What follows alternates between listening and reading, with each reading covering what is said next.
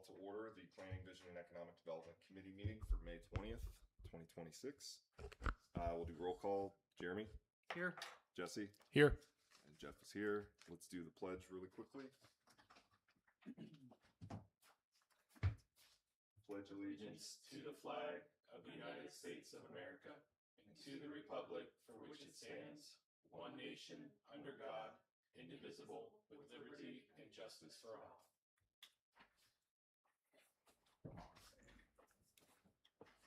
And we will approve the minutes from our last meeting. Make a motion to approve the meeting minutes from previous. Second. All in favor? Aye. Aye. Aye. All right, thank you. Minutes are approved. So Dr. Archer, who's the chair of OSU Biostatistics, she is here. A couple other folks were coming down, like I said, from Columbus and got caught in traffic. So we've got, I don't imagine we'll need more than 15 minutes with them.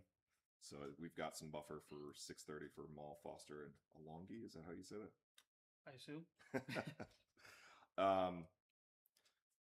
April, is there any issue if we move around do the old business now? Okay.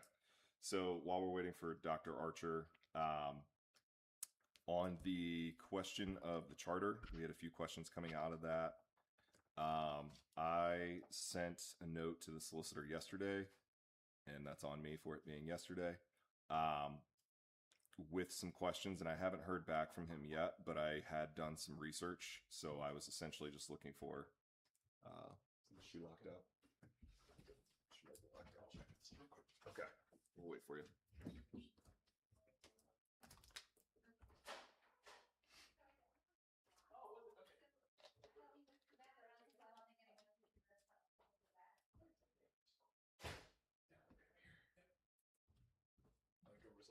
Oh, okay.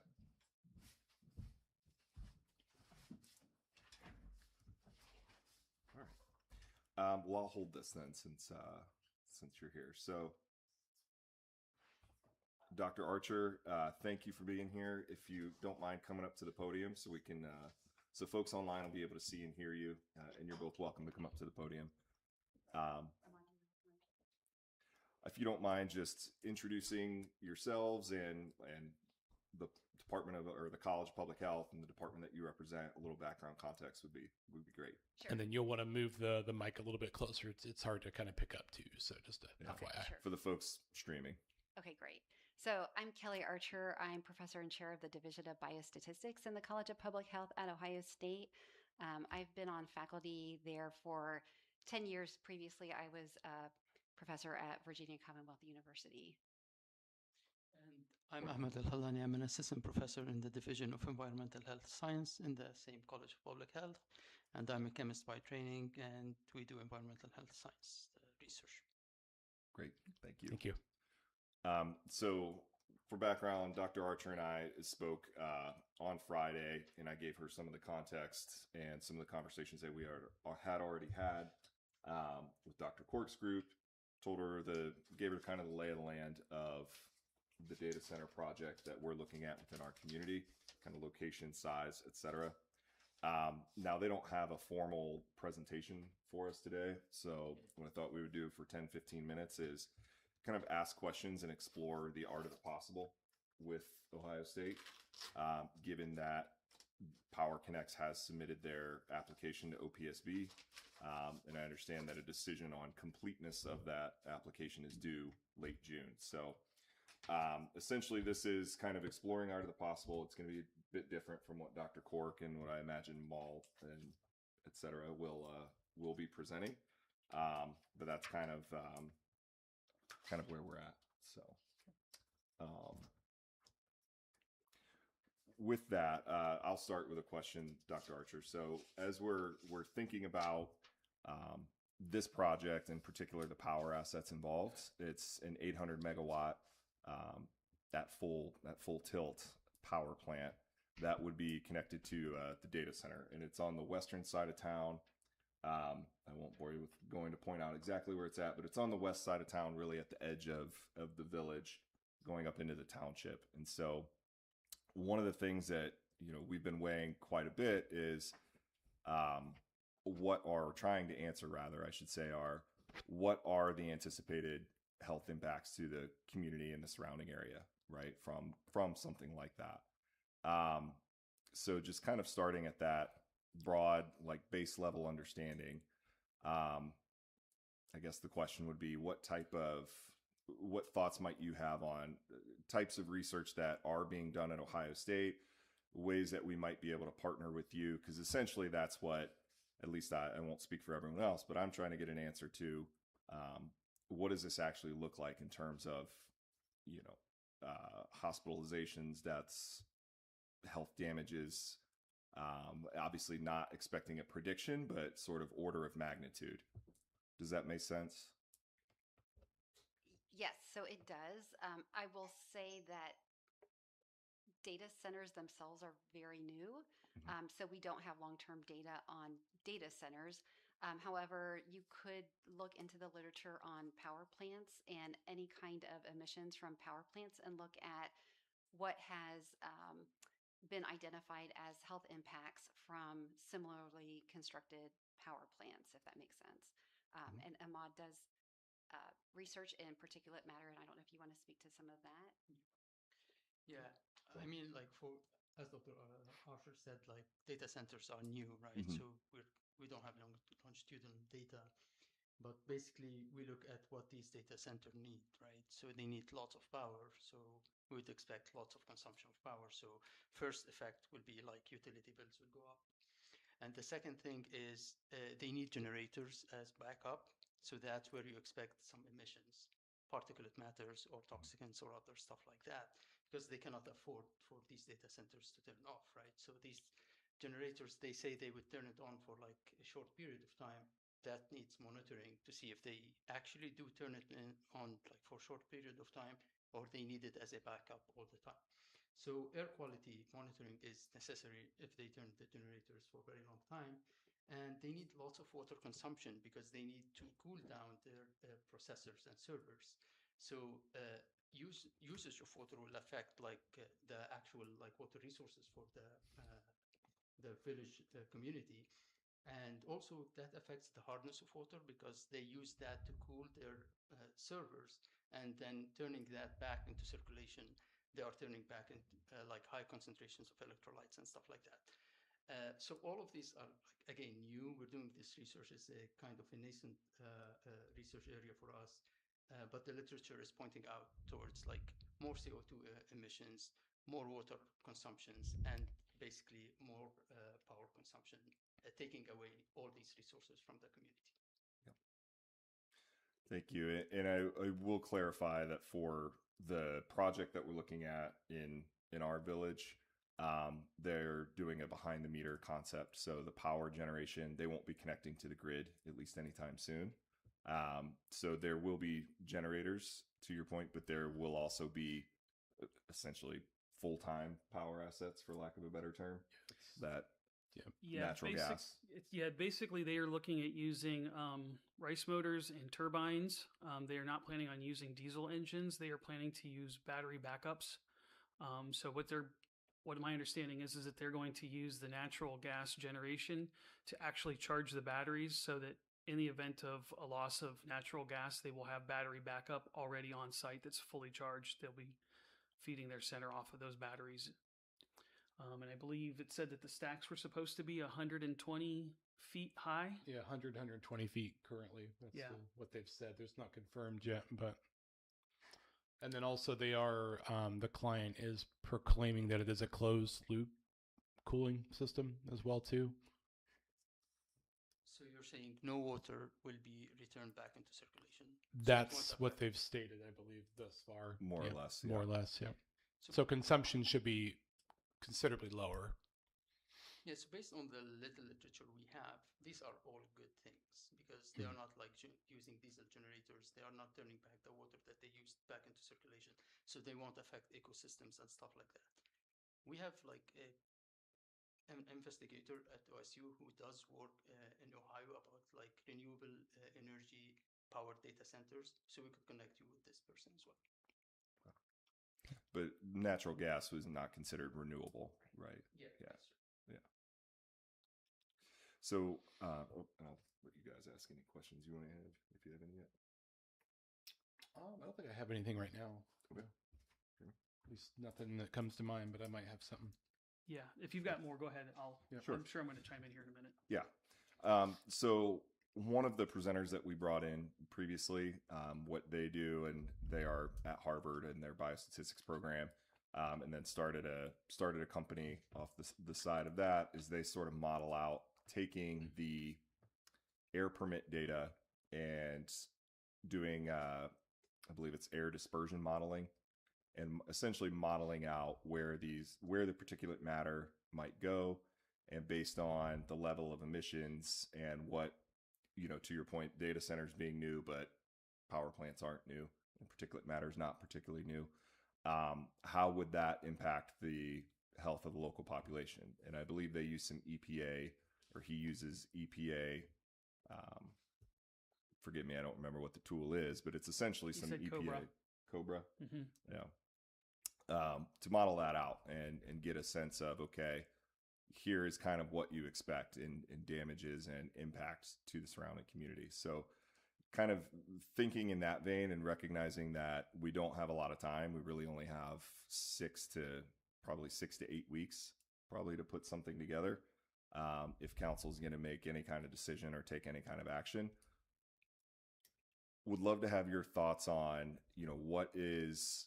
what's an approach that makes sense between, reviewing existing literature, between potentially modeling out based on what will be publicly available from air permits, EPA guidance, and so on. So any thoughts that you have there on how we might partner with you?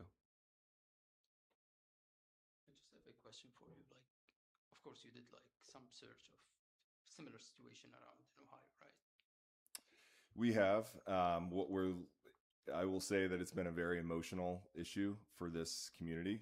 Community's very, it's a very emotional issue. And so, as Dr. Archer and I were talking a bit before we started, there have been things that have been published that folks have brought in to speak about, that we've heard from, that aren't necessarily peer reviewed, to your point, because they are so new. So I think what would be helpful for our committee and our council is having objective,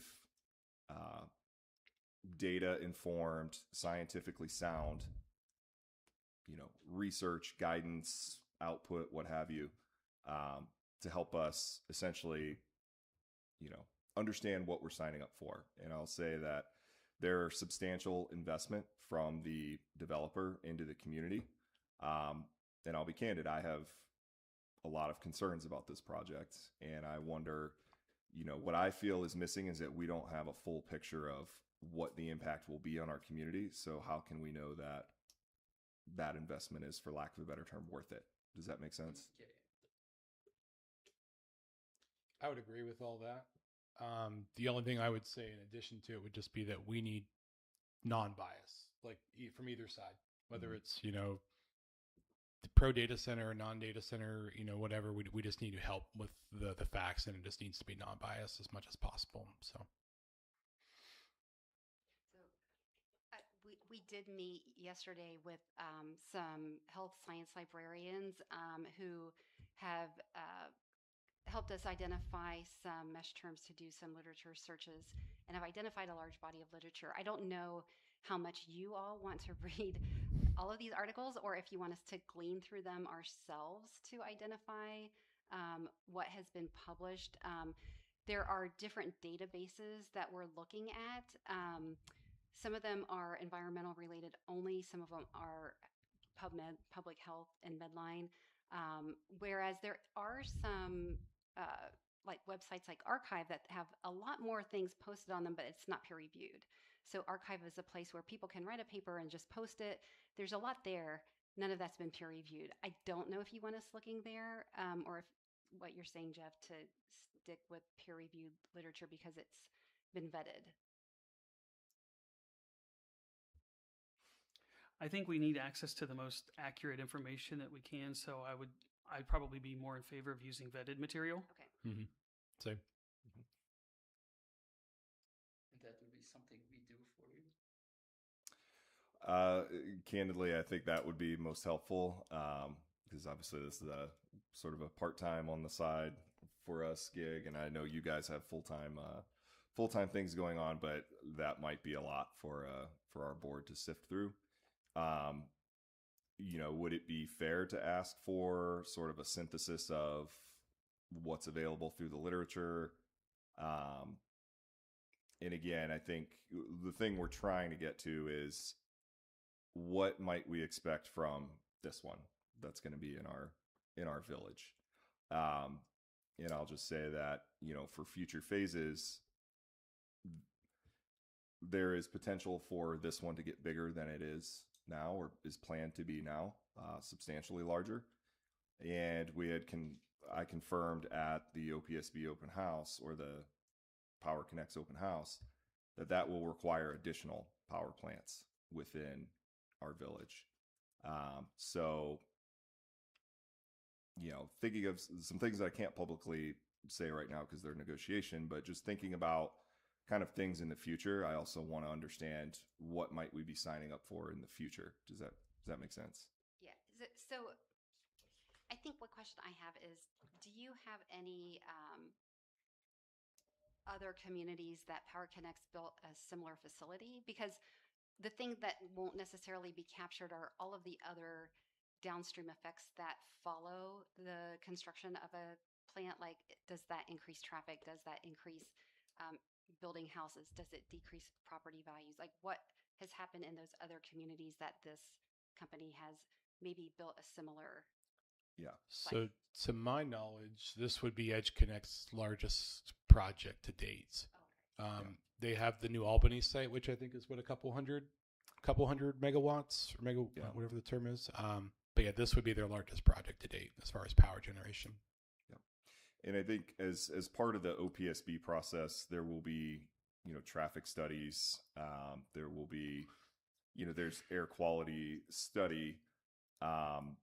One of the things that I think that we're looking for, I'll say that I'm looking for anyway, is an outside objective perspective on what the impact would be, not necessarily on all those. And we talked about at our last meeting, if we were to kind of rank order, I think air quality, the particulate matter, those types of things, that's where that I would say is, in my mind, the most immediate and consequential question that we haven't answered is,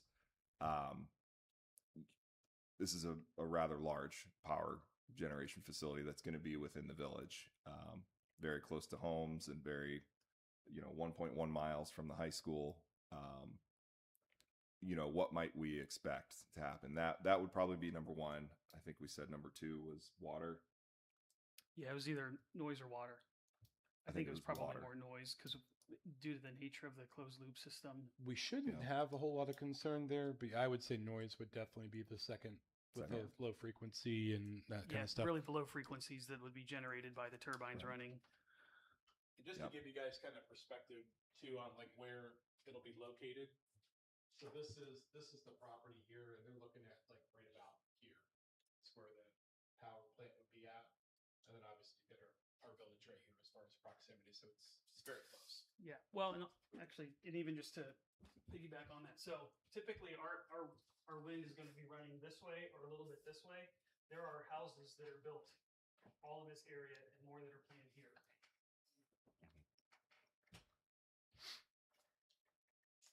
Did you say that they would do their own studies? They have, as part of the OPSB submission process and evaluation process, I believe they have to do a traffic study. They have to do. Yeah, there's like 20 studies that they have to do. Right. And they're actually available on the OPSB website right now. Right. And that's before construction, not after they construct and start running it.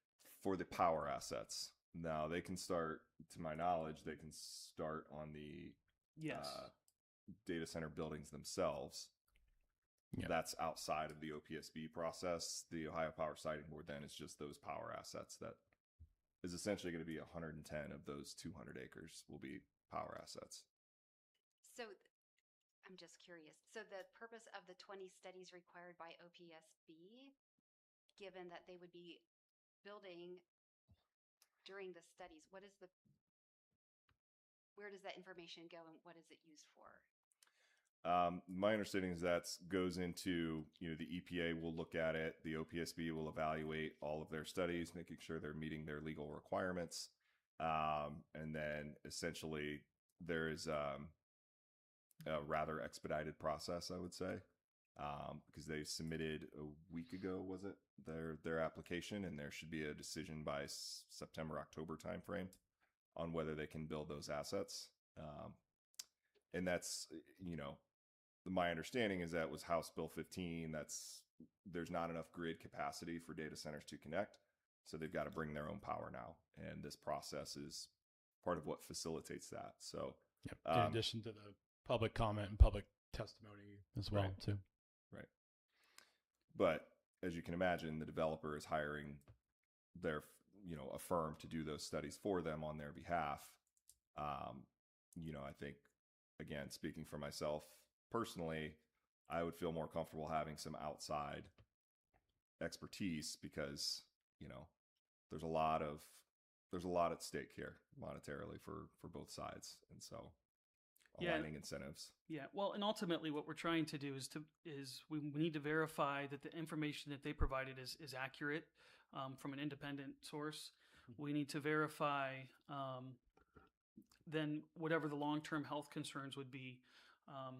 And really, if they're doing things to mitigate it because the APA will require it, but that doesn't mean that that's all that they can do. If there are extra steps that we could take that could be taken towards mitigation, where if we say, well, if it's if the stack height was higher off of the exhaust, and that would result in less PM 2.5 running through the town, then we could look at ways to mitigate that. Those are the three primary concerns I think we're concerned about with the air quality.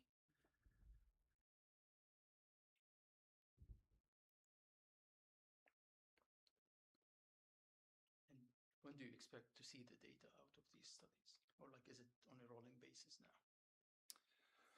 now? The answers I got were not very firm on when it would be available. It's just sort of available when it's available. I can't imagine they're going to be waiting too much longer because they've got to still get all of those documents in to go through that verification process. Right. But when I asked for example, the air quality study, when I asked him, when will this be available? He said, when the EPA decides to make it available. And that could be 6 weeks, could be 6 months. So we don't exactly know. Are the 20 studies available from the New Albany site? I would imagine they would be if it's behind the meter, but I don't know if it's been approved, so I would assume. Been approved. Yeah, I would assume. Can you hear us? I would sir? assume that it would be, yeah. Mr. Eagle? Okay. But apologize. Go ahead. Keep going. I'll try to deal with this. We'll wrap it up in a moment here. But so any questions that you have for us? I'm not hearing maybe we any can audio regroup. if you're speaking right now.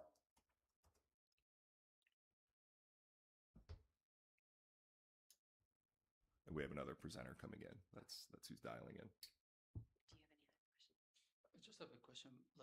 So your interaction right now is with the developer, not the APA. I haven't interacted directly with the EPA. No. Is there a way for us to have this interaction as a team? We probably could reach out to the OPSB project lead, and they might be able to connect you with the EPA. I do know Bert has spoken with the EPA. For this specific project, though? Like who will be reviewing this one? I don't know to what extent, but I do Okay. know that he has spoken with someone. Mm-hmm. So possibly make a connection then. Okay.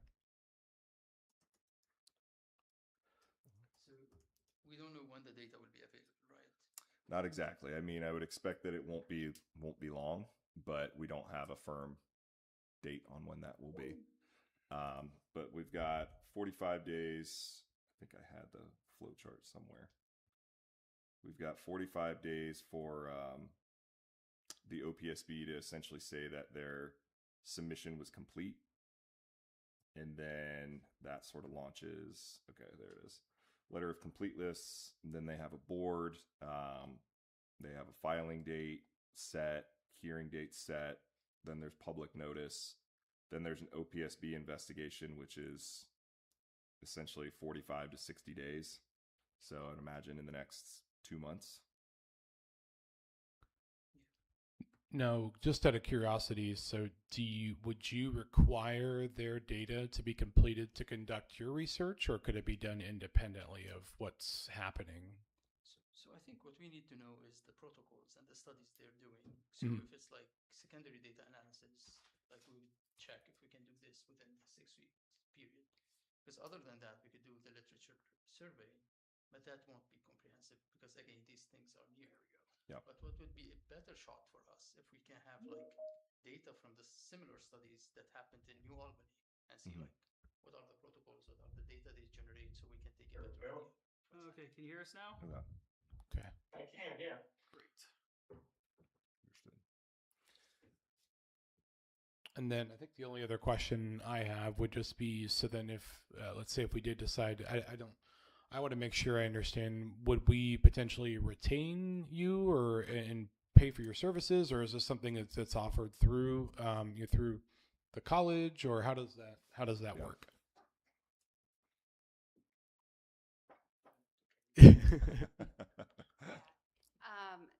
So that's a good question. You know, so faculty time to do the literature review and do the studies often is compensated in a percent effort sort of way. You know, that's something that we could think about who maybe Ahmad and Jamie could be involved in that. In terms of, you know, some of the time is just free grata because we're a land grant institution. And so I think we could work with you on that. Okay. Yeah, that's what I would know if instead of using a firm, we would use you or both, and was just kind of curious what that looked like. So, thank you. Yeah. Any further questions? I'm sorry, Mr. Eagle, we're just wrapping up with a previous guest. Do you have a couple minutes? Are you okay? Yeah, no problem. Great, thank you. Okay, the one question I did kind of want to ask is, so as the EPA is reviewing these things and they're looking at this and they're coming to a legal definition of what they believe is safe. Is that correct for human, for whatever this would be for health human impacts? How do you see the information that you would provide to us as different than what the EPA would be looking at? That's a good question. So again, I need to see the protocols. Like, are they collecting primary data or are they just doing secondary data analysis of EPA already existing database? Okay, so that would be a question that the EPA would have to answer about how they're going to approve this process. Is that what you're saying? Yeah, like what's the protocol? What's the data they're collecting? Are they just like taking air monitoring data that the EPA collects routinely and then they are doing some cluster data analysis and like mapping this on your village, for example, and saying like, oh, this is what's happening? Or are they doing like some risk modeling and stuff like that, simulation studies? So we need to know more about the studies they are conducting. Okay. Because otherwise, like the literature review that we'll be doing is more like modeling like 5 years from now what will happen. Okay. Yeah, because we need to probably ask then Bert's contact at the EPA, because I think from what Bert was sharing was that they were saying that they would not be approving a project of this magnitude if they felt that there was a health impact on either the young or old with pre-existing conditions. I don't know if that helps you with anything with what we're saying, but that's kind of the information that we're being given. But there's probably some sort of analysis that they would have on that. Yeah, and candidly, I have my doubts that you could put something of that scale and expect there to be no impact whatsoever.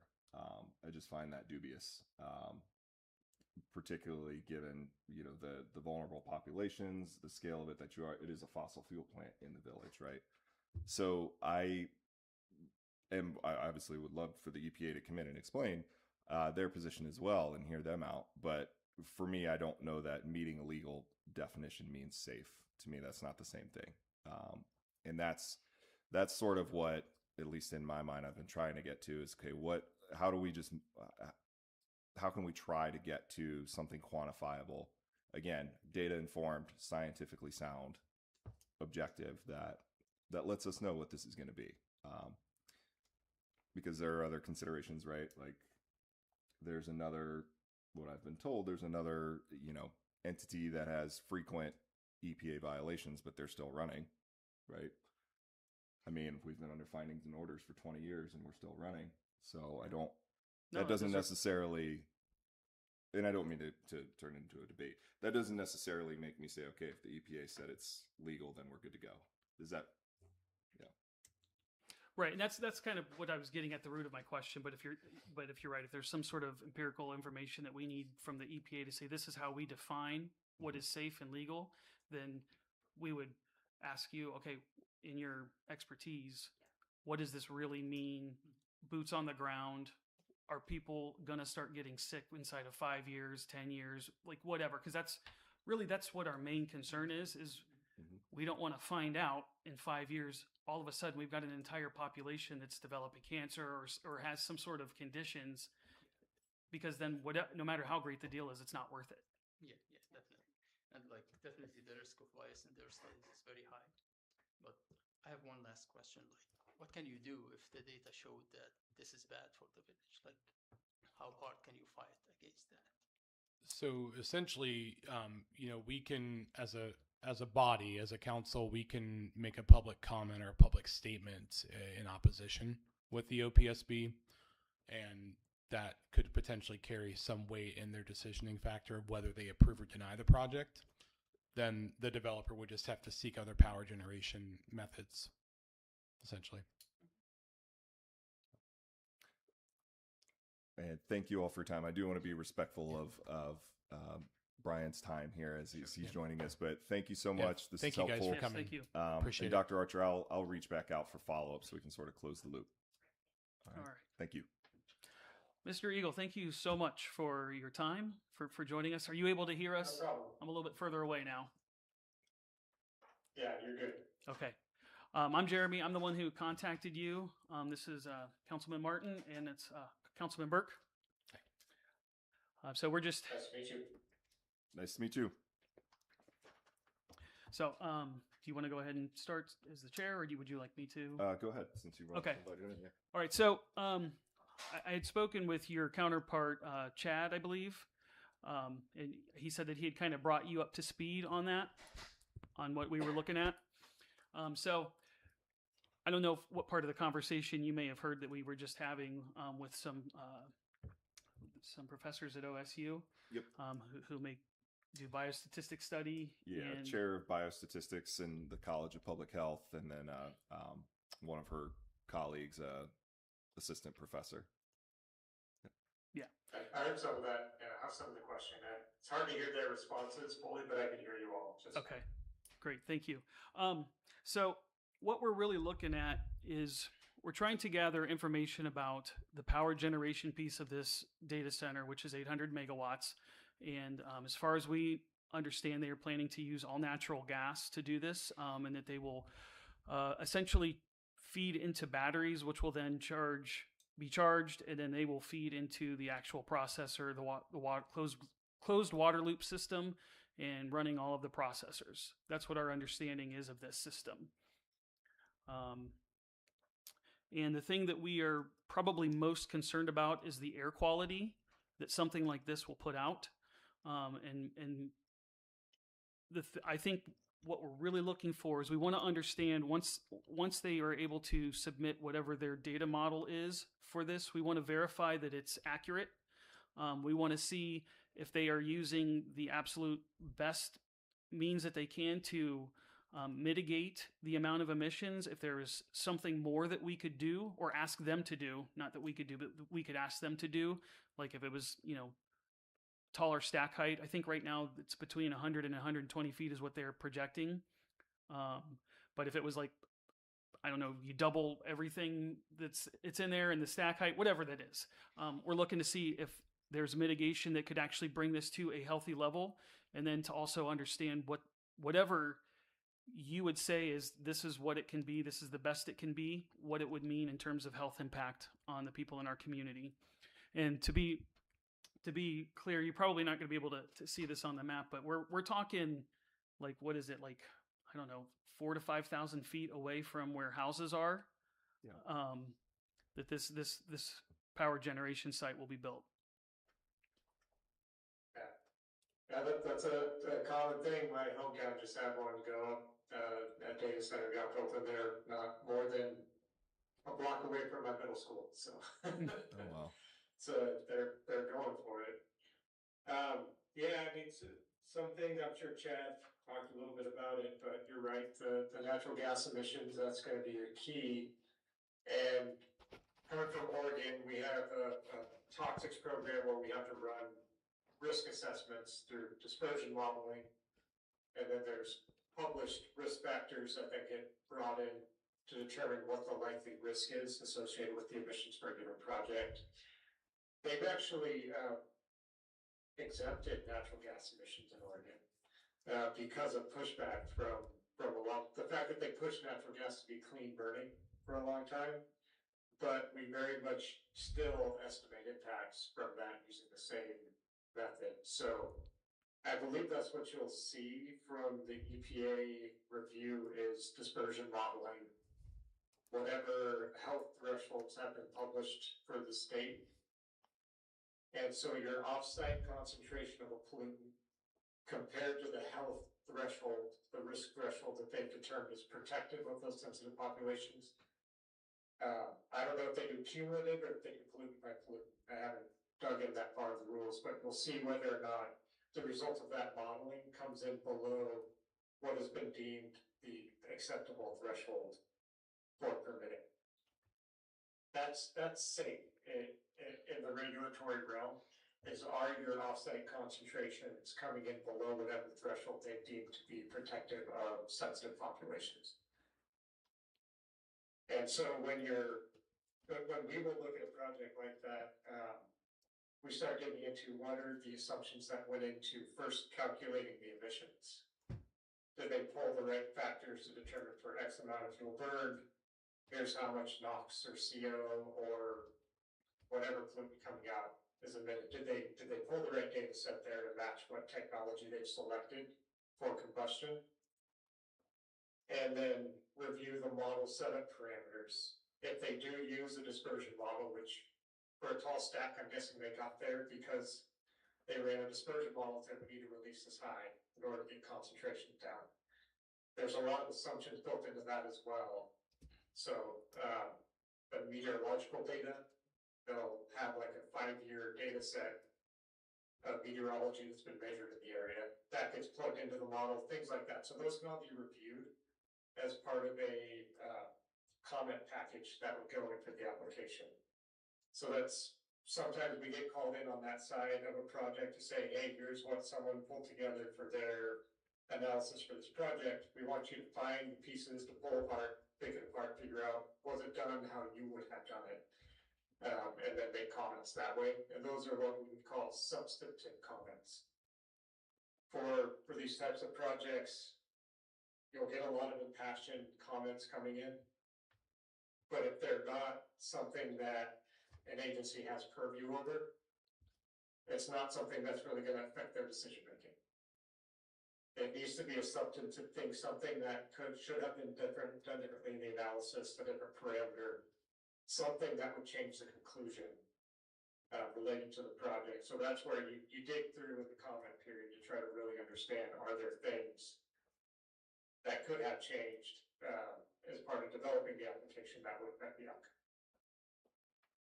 In terms of what is the best technology to make this clean burning?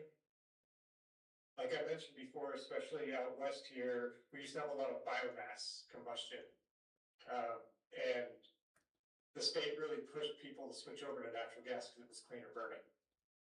It's cleaner burning than wood. It helped with regional haze. It helped with all those problems you have in the airshed. And now due to greenhouse gas impacts, they're really starting to push to get people off of natural gas again or find ways to mitigate the carbon impact of natural gas. Not necessarily concerned about the human health risk, but the carbon impact. So we have seen a few proposals for technologies that decarbonize the natural gas so that you're effectively pulling the carbon off and you're left with hydrogen. So kind of like a fuel cell type feeding system. So that's another place to look for ways to clean up the exhaust is these companies that are starting to try to decarbonize natural gas, which effectively switches it to hydrogen. The hard part there is hydrogen has a lower fuel content. So you have to run more natural gas to get the same amount of heat out the back end for burning it. But cleaning up, I mean, there's end of pipe controls that I assume would have to be considered as part of the permit analysis, like bag houses for particulate. There's different things like selective catalytic reduction that can reduce NOx. You don't see those employed very much because, again, natural gas subdued is being cleaned from the start. But at the levels you're talking about, yeah, it's a different ballgame when you're talking 800 megawatts worth of combustion. I'll stop talking for a bit. Pause. Brian, would it be safe to say that you would need to see their studies done first to then potentially compare, or can you work, autonomously, or how would it work going forward if we were to use you, essentially?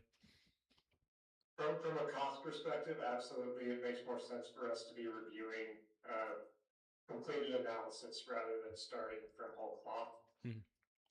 As for a project like this, it can be in the range of $50,000 or more for a consultant to prepare a full permit application, do the modeling, set things up. Mm-hmm. But we're just working on a time and materials basis on doing the review and taking apart what's been done, so you can see why that's a more efficient use of our time as a consultant.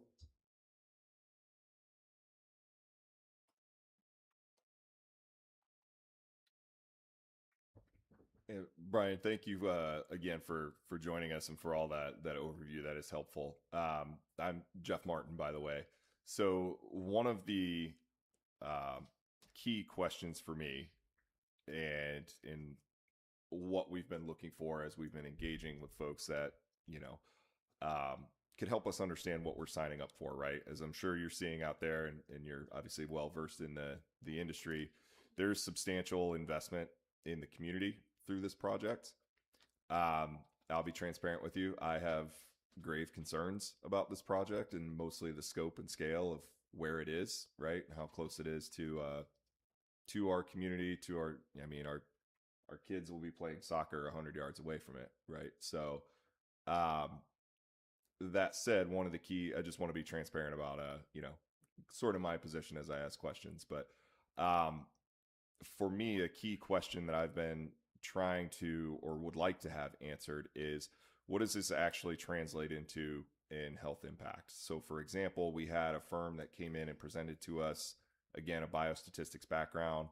The analysis they ran essentially used the air model, the air permit, data from that air permit, and did some of their own modeling, and equated that to, you can expect, X amount of deaths and this amount in annual health damages. Now, recognizing that's not a prediction, right? That's a order of magnitude type calculation. Is your firm able to provide something that touches on that? Obviously not expecting it to be exactly the same, but can you provide something that touches on, this is what you might expect the impact to your community to be?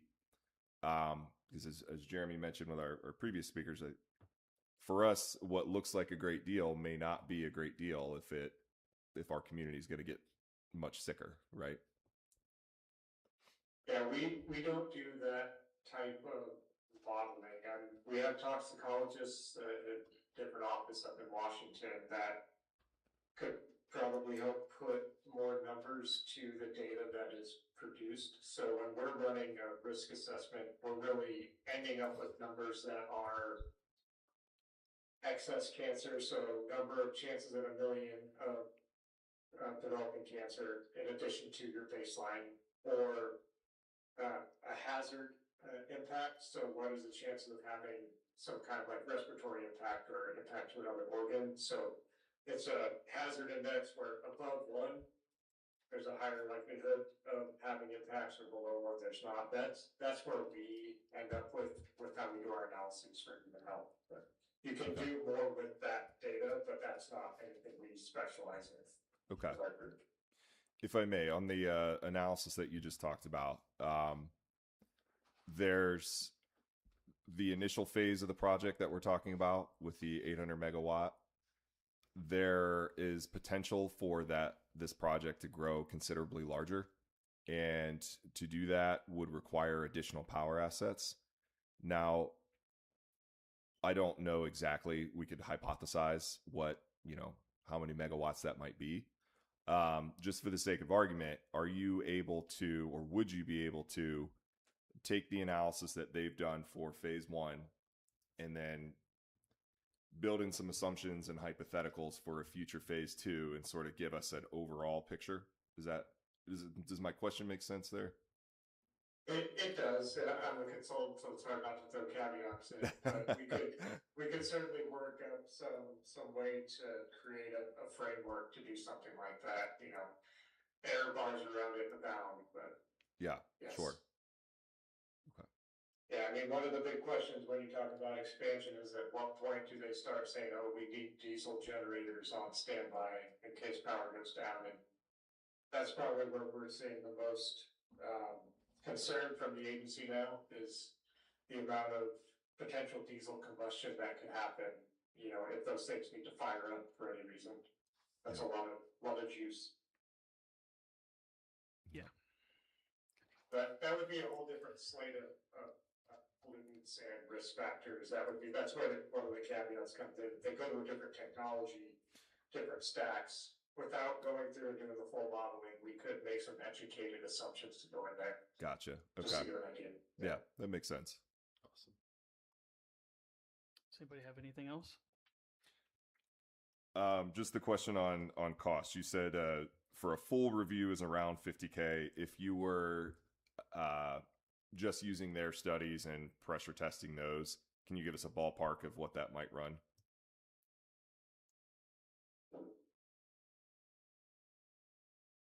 So I guess I'll say it this way: we would be time and materials. So however much time is needed. My billing rate and Chad's billing rate were at $315 an hour. Yeah. So we would be budgeting something based on a certain number of hours to review the documents that we felt reasonable. Could start with something like spend 20 hours going through what they have and try to get there. So that's why it's hard to put a firmer number on it. Sure. Yeah. Because it's really how good is their analysis, how digestible is the information. So that's probably how we would approach it. We'll start off with here's how much time we'll put to it to get to an initial summary conclusions, big findings from what they developed. Okay. And go from there. Yeah. 20 hours seems like that would be on the relatively low end. Is that fair to say? Potentially. Potentially, right? Like I said, we know what we're looking for. Sure. So we can probably digest the data somewhat efficiently, but if it's we're used to dealing with pretty complex industrial sites that have a lot of different emission types on them, whereas now we're talking about a pretty simple, for lack of a better term, profile of emissions. So that's the only reason I think it may not be as exhaustive. Yeah. But yeah, I would say go low end on that, and that's a starting point at least. Okay. That's helpful. Thank you. I think that's all. Yeah. And I think when I was speaking with Chad, I was talking specifically about the health issues. He said that it was not an issue for you guys to work with some other third party to kind of help try to construct some of those health things too, if that's something that we were able to somehow work out. That's great. Yeah, that's very true. And I mean, we can work on defining what that looks like, and we'll be very upfront with how much time or effort we think that would be to come up with any kind of additional analyses. We try very hard not to go over our budgets without being very communicative and making sure everyone's on the same page moving forward. But yeah, for something like this, an initial review, it's hard to give you a really solid first number. It's kind of looking for feedback from you all on, do you want to estimate high or come in average, or what would it look like? So I mean, I would prefer just to know what the highest, what you're like, okay, this is the most complex process that we could see. What is the highest number we would expect out of this? Yeah, I'd agree. I mean, for the review phase, that's a little bit simpler. If we're talking about the other analyses, that's where my brain starts twisting off into different caveats on the value. But 10 to 15K to get a very thorough review of comments seems like something we would be able to do. I mean, Okay. not having seen anything else on this, knowing that it's a primarily natural gas combustion, and assuming it's like an air mod based dispersion model, we're ready to review stuff like that. We're prepped for it. Okay. Great. Great. Thank you. Thank you so much. Anybody else have any other questions? So, Not for me. Thanks so much for being here. We appreciate your time. Yep. Thanks, Brian. yeah, thank you very much. Thank you. Have a good evening. You too. You too. Bye.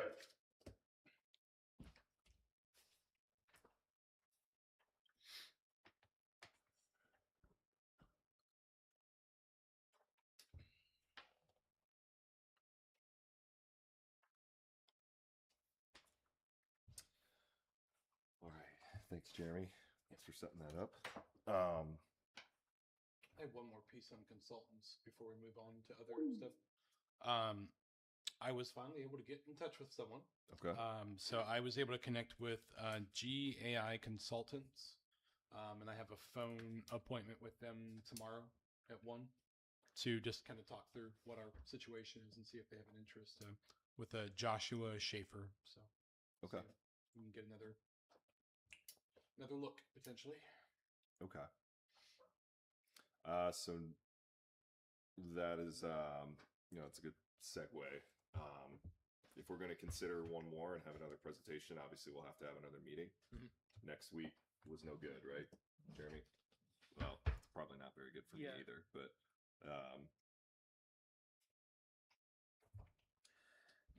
Next week is a little bit, so June 1st is our next committee of the whole council, right?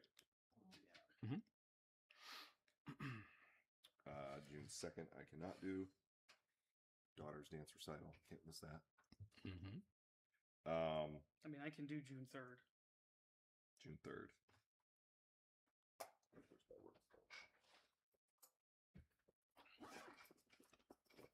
And, then, and we would schedule this meetings just specifically to talk to this person from GAI. Well, And- I think we would need to make a decision Well, yeah. from there too on what we're going to bring to council. That's not a. Oh, go ahead. No, you're fine. I was going to say also, obviously, with having these statistics from Brian and what their firm could charge, I could also potentially screen this additional company out too. Like if they're just, way higher, than that could just be an easy, okay, well, maybe not. Yeah. But like I said, that's that. I couldn't get him on the phone because he's at a conference. But as soon as I can get him on the phone was tomorrow at 1:00. So, okay. I mean, okay, let's just try to play this out a little bit. So for whatever reason, we say GAI is not going to work because their pricing structure puts them out of competition or whatever. Mm-hmm. At that point, are we comfortable with saying, well, let's have council interview Mal Foster and Alongi, and see who else that they might be able to work with, whether it be the professors from Ohio State, to see if that's something that we could sort of try to put some sort of collaboration together. Is that a recommendation that we would be willing to consider? Go ahead. I almost wondered that myself as well, because it seems like what the college is offering is very much kind of like, inexpensive and just more research.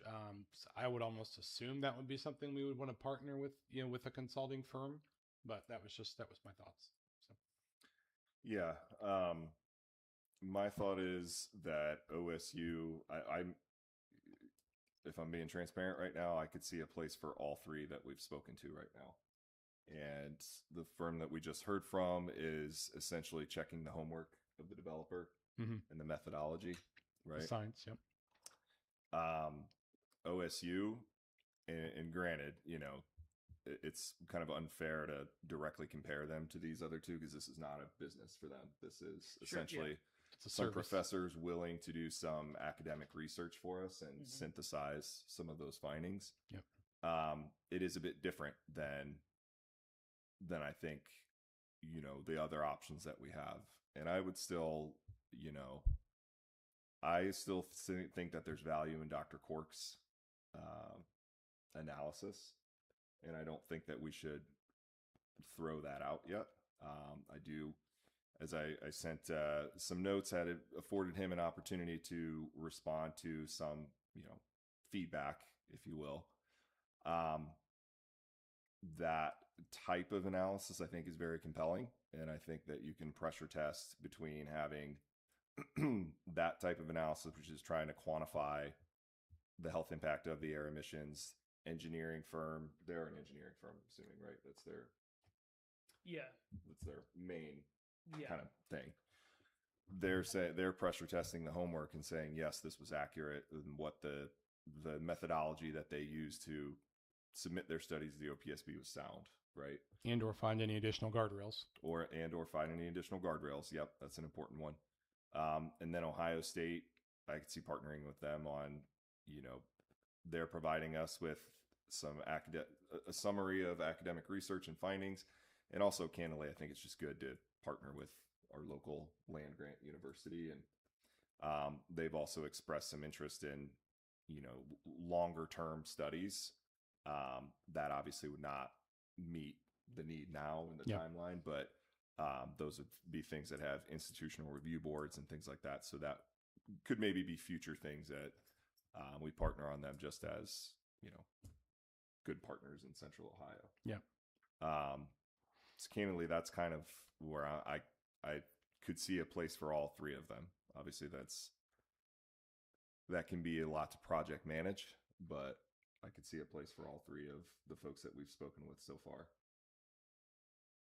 Especially if, 10 to 15K for Mall Foster Longy, 10K for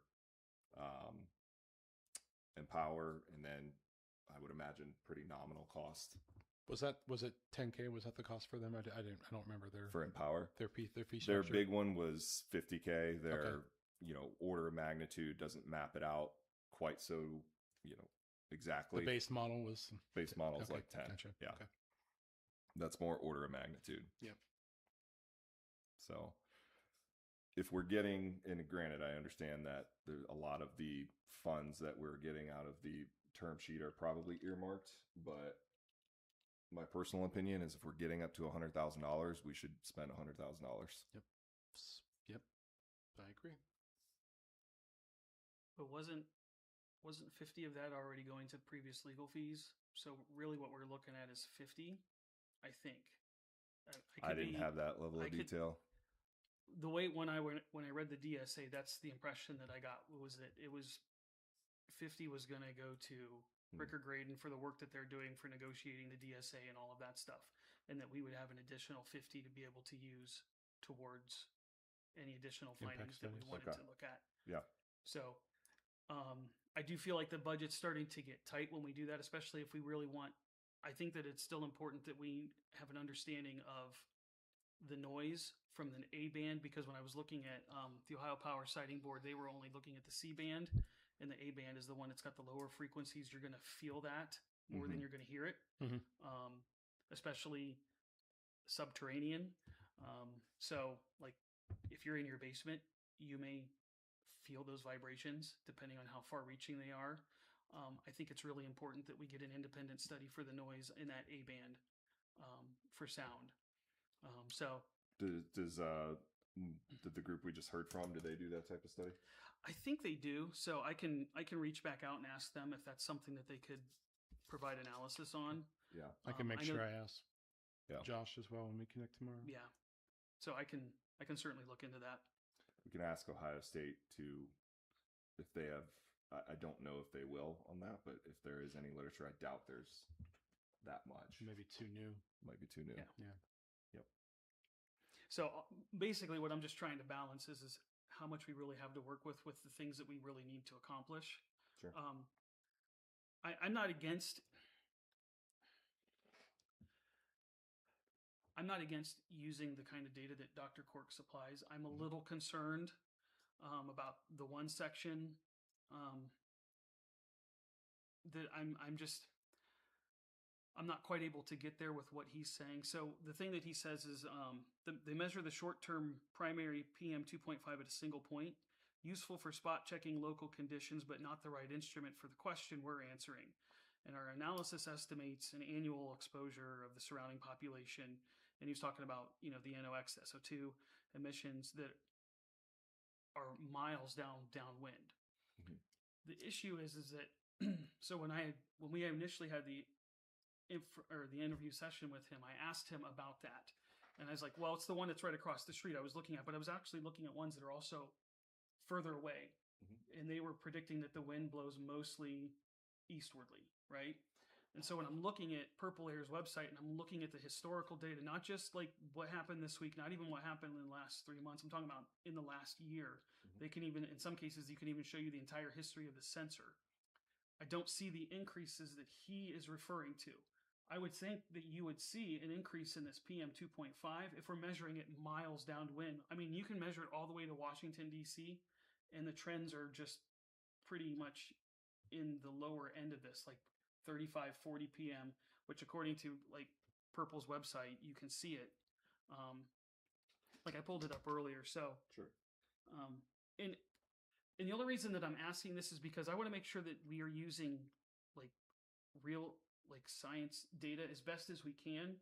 Yeah. And that this isn't like we're drawing a lot of assumptions and conclusions about things that may or may not be factually accurate.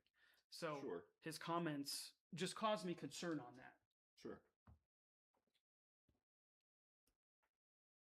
I appreciate that, but I would also say that the program that they are in, the biostatistics at Harvard, is the top. Well, they and Johns Hopkins are sort of 1 and 2 all the time, right? So I guess I'm sort of thinking that, one of the best universities in the world has a rigorous department. And for example, the co-founder of the company, she is a full-time Harvard professor. She's on the Time 100 Health, right? And so this isn't a side project, I would say. So I think that what they are coming from is a data informed and science backed. Like some of her research has informed what the WHO and EPA use, right? And I guess I'm saying, what makes Purple Air the definitive source? They're not, but what I'm saying is it doesn't seem like it seems like they're resistive to reviewing that data, at least as one data point to say, how do our models measure up with what we're actually seeing play out in real time? I mean, because you can say a lot of things based on a model, because the model really is as good as how you define the parameters of the model to begin with. And I'm not saying that they're doing it dishonestly or anything like that, but one of the few areas where we can actually look at what's happening real time, and they don't seem to be concerned with that. That's where I'm getting a little bit of hesitation there. And then, but I see that as a point measurement versus I do see the point of that being a point in time measurement versus a holistic, that is a point in time at a defined point, right? It's not necessarily a holistic measure of the full environment, I guess, for lack of a better way of putting it. I see your point. I mean, and granted, I'm going to be out of my depth in trying to talk about air dispersion modeling and what constitutes, a statistically significant increase. But Jesse, thoughts? I'm not an air dispersion model expert. I'm not so either. I'm just honestly just really asking questions. Yeah. And there was one other point that he made when I was reviewing this, and I'm trying to understand this difference, and probably he'd be able to speak to this, or perhaps even the professors from Ohio State would be able to speak to this, because he said that this data it's not different from the EPA data, that it is the EPA data. So if it is the EPA data, then why wouldn't we listen to what the EPA is saying. If he's looking at the exact same data that the EPA is looking at, and the EPA is saying, we do not feel that this is unsafe, and it's the same data, why would we not, a government entity that has, there's their government entity, their whole purpose is to be neutral, right? Yeah. To protect human health. Mhm. Why are we saying that then their data may or may not be legitimate? I took that to mean like it's the same tools that they use, or they use EPA tools. I didn't necessarily, because I thought he said this is the work, right? But Yeah. I mean, I can't speak for him, so. Sure. But as I said before, I would feel more comfortable having, this isn't a shot at the EPA, but the EPA approving something does not mean that it's safe, right? Because we've had our own, infrastructure that has been on the bad list for a while, and we're still running. I mean, DuPont ran for a long time and is still running, right?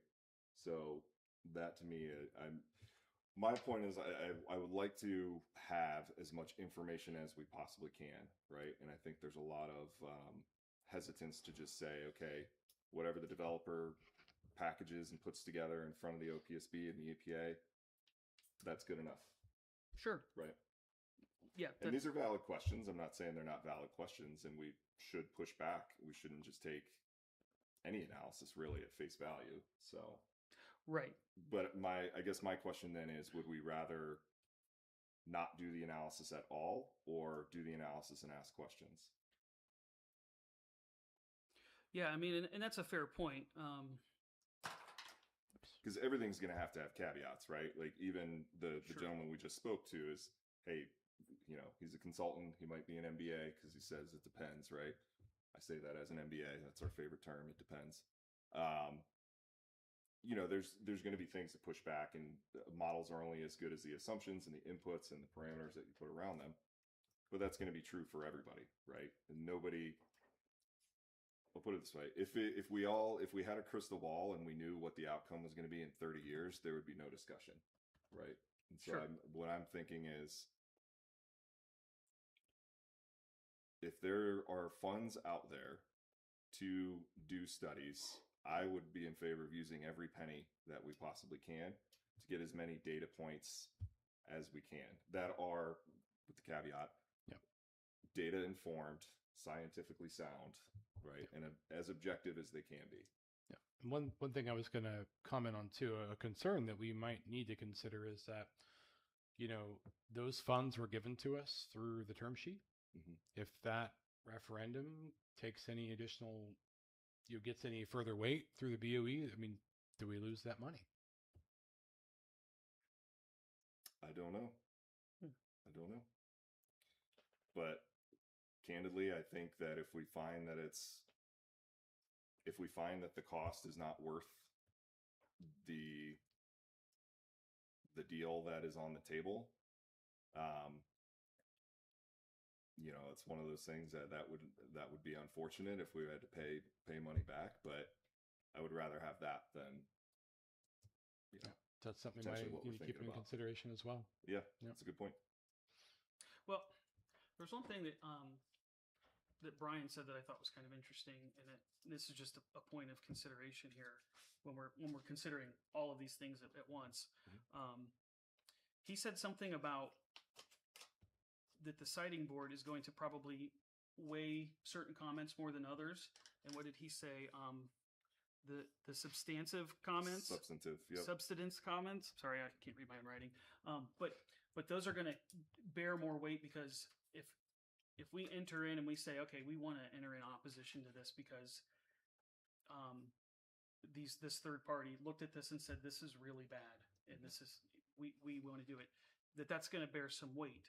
But would Empower's report bear that same kind of weight? If we looked, if Mal Foster looks at this and they go, well, it's this, and these are the problems that we see with it, and this is how it can be corrected, and this is what the levels will be, and we say, okay, we want we go back to EdgeConneX and say we want to negotiate for these remedies to try to make this correct. But the report from Empower is like, this is still going to be bad, and no matter what you do, it's just going to be bad. We could find ourselves in a potential legal situation at that point because we are trying to remedy the situation. If EdgeConneX agrees to it and says no, and then this Empower is going to say whatever it says. You see what I'm getting at? Like, I think somewhat, but not fully. I think we're getting that. Okay, so let me go back to my original point. Do we think that it's likely that the Ohio Power Siting Board, if the only thing that we cite is the reason why we would enter into opposition of this is based on the report that comes from Empower Analytics, will Ohio Power Siting Board see that and go, yeah, that's a reasonable thing, and we side with you, and we're going to go ahead and not approve this? Or will we enter in opposition? We will then, I don't know if that point that ends up nullifying the DSA, and then there's now an additional lawsuit that happens as a result of a report that the Ohio Power Siting Board would not consider to be. So I think I see what you're getting at. I don't see it that way, candidly, because my interpretation on the conversations I've had is that if our council as a board said, we don't want this here, I think that's going to carry a lot of weight with it, is how it's been described. I don't think they're going to say, well, you guys aren't engineers, so why are you against it? Do you have enough engineering knowledge to be against it?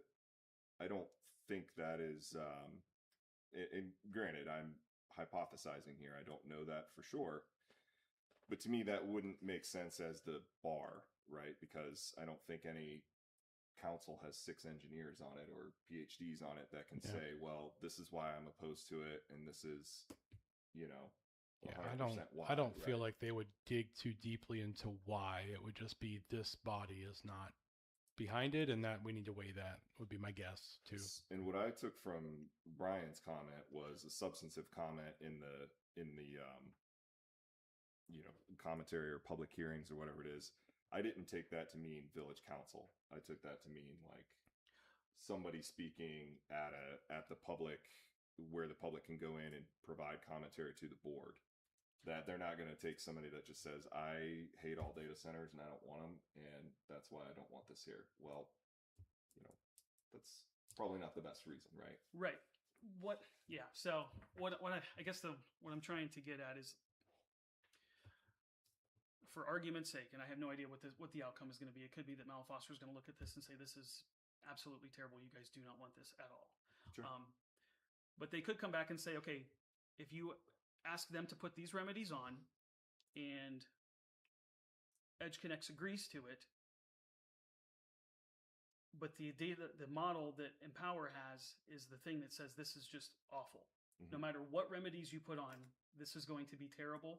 But Mal Foster is saying, no, this is really okay. And then even whatever information that Ohio State would provide to us that would say, yes, this is an acceptable level of risk.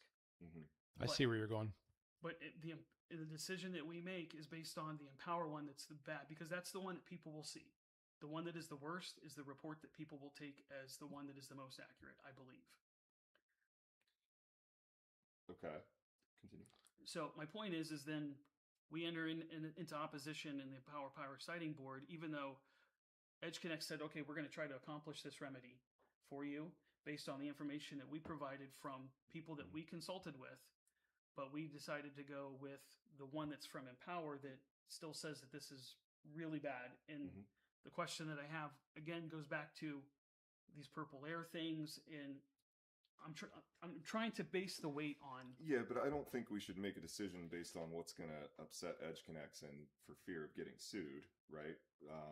Because, I see where you're going. I think a lot of things would, and again, I'm not an attorney. I think we're getting, from my view, I don't see that being,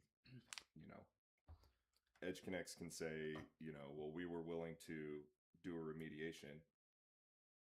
If the community or if our board decides that we don't want it and are not comfortable with it, I don't think that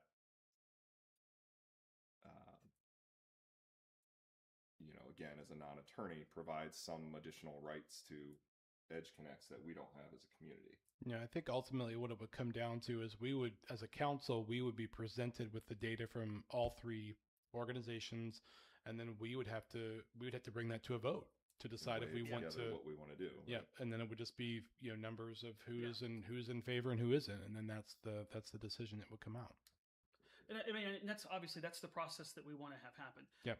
And the only reason I'm probably bringing a lot of this up is because I just read about a town in Saline, Michigan, where they had a 1,400 megawatt, and they actually, it wasn't even that they had the land approved. They were voting to rezone the land, and they did not vote in favor of it. They got sued and they lost. And I'm just trying to avoid. I see what you're saying. Essentially, Edge Connects or Power Connects going to the state and saying, well, we offered remedies and we're suing. Is that kind of where you're leaning into? I'm trying to make sure that we're at least protecting the village. Absolutely, health is important. Yep. So don't hear me saying that. Yeah. I'm also just thinking about the legal. But just like it's the rock quarry in Harrison Township. It's that exactly. Just escalating and suing and Granted, that was over. My understanding on that judgment is that you can't restrict someone from extracting minerals on their property, and gravel is considered a mineral. So in the Constitution, that's protected. Yep. Different. Apples and oranges. Thing. Yeah. But.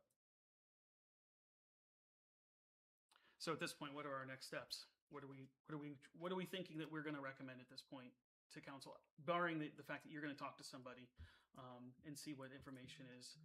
So if you talk to GAI and it seems like it's something that we should interview them for, then we're thinking we'll meet it on June 3rd and then come up with whatever the next step would be. Yep. And if not, then we present committee of the whole and talk options for what we have. If we have time on committee of the whole, I think we've got other stuff on there, but April, is that right? Yeah, we have Chris Tebbett coming in for sure. Yeah, that's probably going to be a long meeting. Yeah. Okay. So, thinking of starting that one at 5:30, just because if I'm not mistaken, Bert's also going to try to have the EPA here. Okay. Would it be possible for us to maybe, in a preliminary way, schedule it a special meeting on like Monday, June 8th? Is that what it is? And the only reason I'm asking is because I know that I will not be present for the next meeting. And I'd really like to be able to be here for that. I mean, I don't know if I can remote in for a meeting. I don't think so. Yeah, I don't think so. You'd have to be present. Watch it on YouTube. Yeah. Yeah, but you can't be present. Yeah. Yeah. So, and we would probably have to then be making a decision on the 15th of June, I would assume. Would have to be fairly quick. Okay. So yeah, I think that sounds like I mean, I'm fine. I think I'm fine on June 8th. Is it possible for us to be able to have like a special council meeting on June 8th? Just to determine this. We'd have to have two make a, was it 2 or 3 make a motion? Or I think we just. For a special meeting, it's 3 of you to do it or the mayor to do it. Okay. So it's technically us 3 could call it if we needed to, but we wouldn't have to do it now. We could wait till closer to time to see if it needs to be done. Right, because you're going to be able to speak to GAI when? Yep. Tomorrow at 1:00. Okay, so we would definitely know that at the next meeting. Mm-hmm. Yep. Okay. Then we'll just email April because we can't make or second motions via email. Yep. Sure. All right. So next committee meeting will be June 3rd, 6 p.m. Same time. Mm-hmm. Good. Sounds good. Okay, All right. so we are still meeting June 3rd. Is that tentative or is that? That is tentative, depending on how his conversation tomorrow goes. Okay. So that one may be canceled. Okay, so if we do meet June 3rd, can I please have the agenda, any additions or anything by Sunday, please? Yep. For now, I'll just, most likely it's going to be. I think it's just that, most likely. Yeah. Yeah. I will not be trying to bring in another candidate. That's fine if I can. No. I just would rather have it out there sooner rather Sure. than later. Yep. Okay. Yep. All I've got that on my calendar. Perfect. So the last thing then on the agenda is just quick updates on charter. As I said, I emailed Brian, haven't gotten back yet, and that's on me for emailing him yesterday. However, I did some research on some of the questions that we asked and a couple others that came up. And this is what I have so far. Again, this is pending, the solicitor's thumbs up, thumbs down that my understanding is correct. So that caveat. Can the ballot initiative be voted on in a May or March primary, or does it have to be a November general election? My understanding is that it could be in the spring. It does not have to be in November, but then you only have a year to put it in place. So you would have to, again, have another vote in the spring.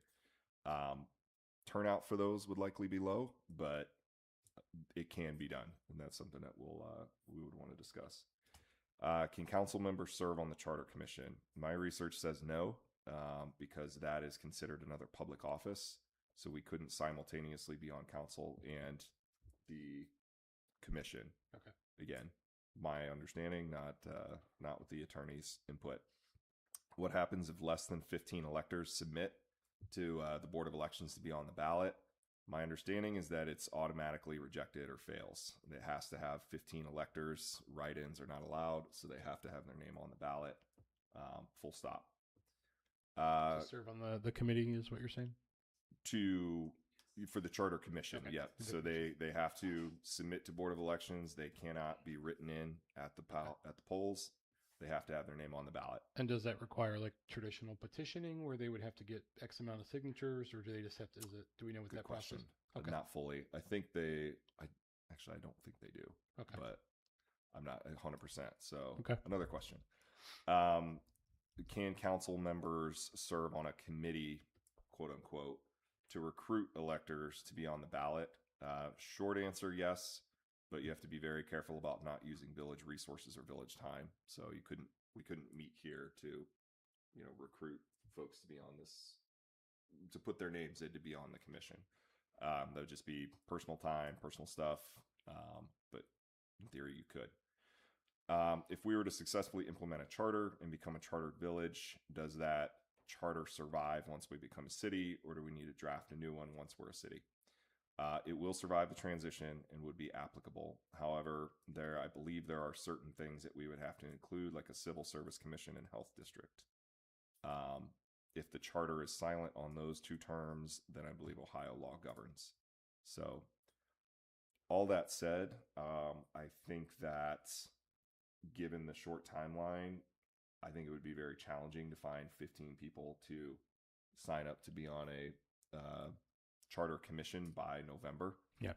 So I think that I'm in favor of either pushing this towards the spring, or even, we're running out of time, but pushing it to the following November for an election. Yeah. So thoughts? Yeah, we still have a lot of unanswered questions, and I would say this committee needs to focus on our fact finding for the emissions and air quality and all that stuff. So, I would be in favor of that. Yeah, so I think at this point we probably let this matter rest. Table it. Yeah, until we can maybe revisit towards the end of the summer to look at what it would actually take to be able to do this in the spring, or what would the potential outcome be if we actually waited until the fall of 27. Because then it would be voted in 28, which would still be to put us before the 2030 census. Yep. It would. My only it doesn't quite rise to the level of a concern, but my only thought with that is if the charter fails, right? If it fails at the ballot, then you have one less attempt. However, the counter to that is I would much rather have a solid swing at the plate with a charter that we all feel, or that the electorate puts together, that we've done the process right. So we take a good swing at the plate instead of just having a swing at the plate. One last question. This is more of just a point of clarification. You said there were two things that you said that if we did not include those, then those would fall under the state parameters. Does that nullify the entire charter at that point, or just those two areas that you mentioned? Was it the health district? My understanding is that it doesn't nullify the charter. It just means that since your charter is silent on a civil service commission and health districts, you default to the state standard is what you're held to. Okay. But that's something that we could then go back and address later on as an amendment to this, which would require voting and a whole nother The whole- process basically again. the whole same thing. Yeah. And that may be, I'll wait to see what the solicitor says. That may be kind of a moot point because from what I read, that's sort of like has to be in there no matter what. So Okay. I don't know how much difference it would necessarily make. But obviously, I think we've all been in favor of trying to have as much control or having as much in there as we can. So Yeah. And then ultimately, that would be something that the Charter Commission that I don't believe we can serve on would have to put in there. So Yep. So yeah, I'm in favor of let's revisit this towards the end of summer. In the meantime, if you have folks that you think might be interested in serving on the commission, I would put that bug out there as well. That's all I've got on that. So All right. good there. Any other new business? No? None for me. All right. Motion to adjourn. I will make a motion to adjourn. I'll second. All in favor? Aye. Aye. Aye.